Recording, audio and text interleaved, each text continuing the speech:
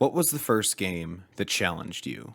The first game that every time you failed, every time you got knocked down and kicked in the nuts, you got back up and tried again. Maybe it was a slow-paced tactical shooter where you had to learn some patience. Maybe it was an RTS where you had to learn resource management and battle tactics on a grand scale. Maybe it was just FromSoft, in general. Well, the answer for me at least.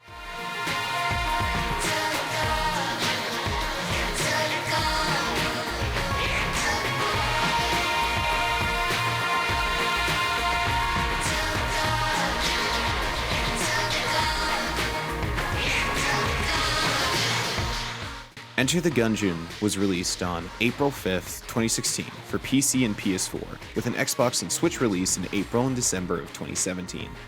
Developed by Dodrel Studios and published by Devolver Digital, it was met with a sea of mostly positive reviews remarking that the game was a fun and goofy homage to the old-school twin-stick arcade shooters of past generations.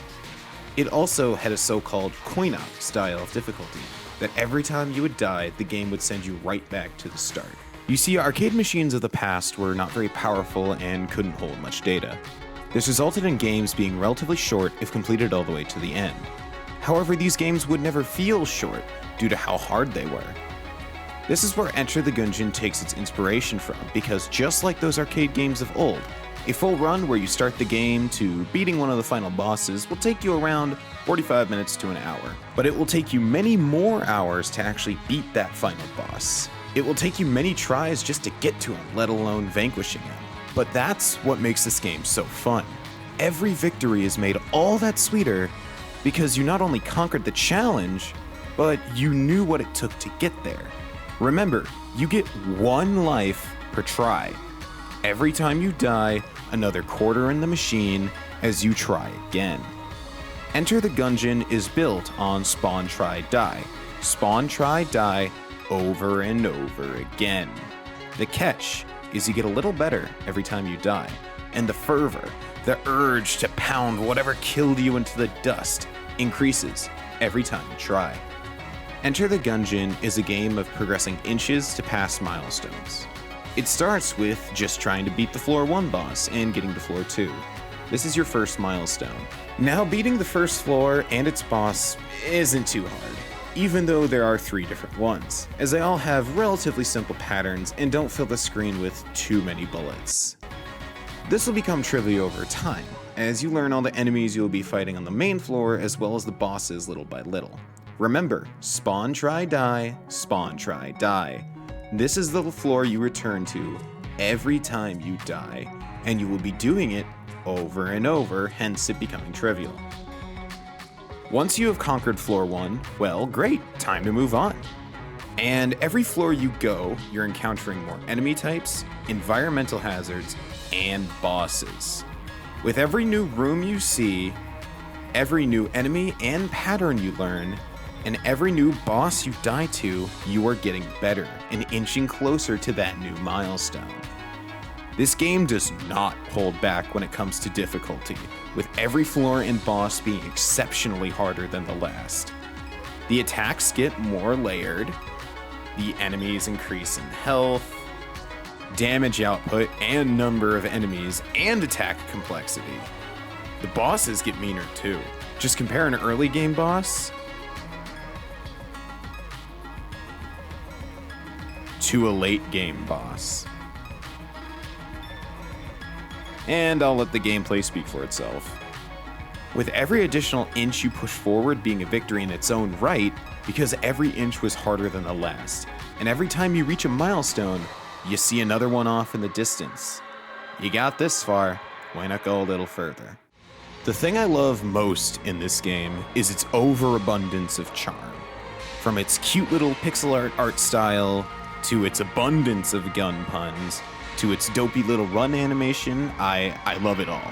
However, what steals the show the most is the enemy design. From bulletkin to shotgunkin to veteran units that predict your movements. There are Gungeoners, which are priests that can buff enemies, and the more powerful ones can buff a whole room of them. Ammomancers, which catch your bullets and throw them back at you.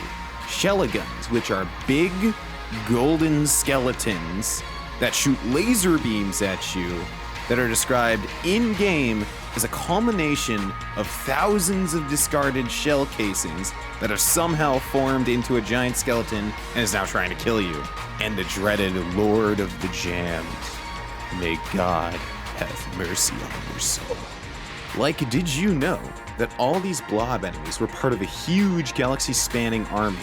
And the ones you are fighting now are a small subsection of the main force that broke off and attempted to occupy the Gungeon. Did you know their commander is a secret boss that you can fight? If you read enough descriptions, you'll find a secret power struggle between the Old King and the goddess Caliber. You know this due to multiple entrances talking about the gods these enemies worship, and how the opposing groups are constantly at each other's throats. It's all the details and charm oozing out of every orifice that makes this game so great, and what makes the challenge all the more bearable. And the variety of guns. Oh god, shotguns, sniper rifles, pistols, a watering can, a 50 caliber bullet turned upside down used as a bat, rocket launchers, a cash register, a unicorn horn that fires rays of friendship, a little dragon dude that drinks soda and spits bubbles at your enemies. Oh, and we can't forget about the compressed air canister. When you think of a compressed air canister, what do you think it does? Maybe it pushes enemies away like the Mega Dowser, giving you some room to breathe. Maybe it launches itself at enemies and explodes, kind of like the Molotov launcher. No. The air canister shoots sharks.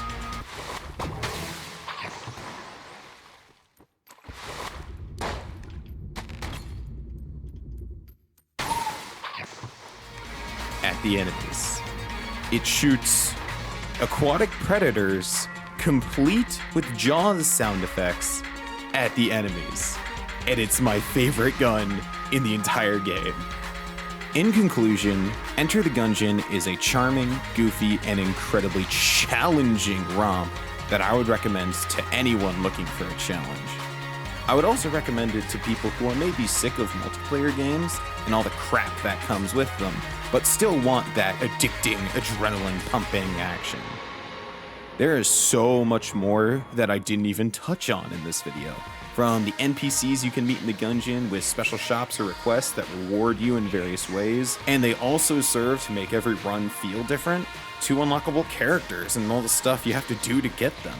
Hell, I didn't even mention the bullet to kill the past and how that ties into everything. I recommend this game so hard. Its normal price is $15 on Steam, Switch, Xbox, and PlayStation, and it regularly goes on sale due to how old of a game it is. Get the game, play it, love it, and tell me what you think. Thanks for watching.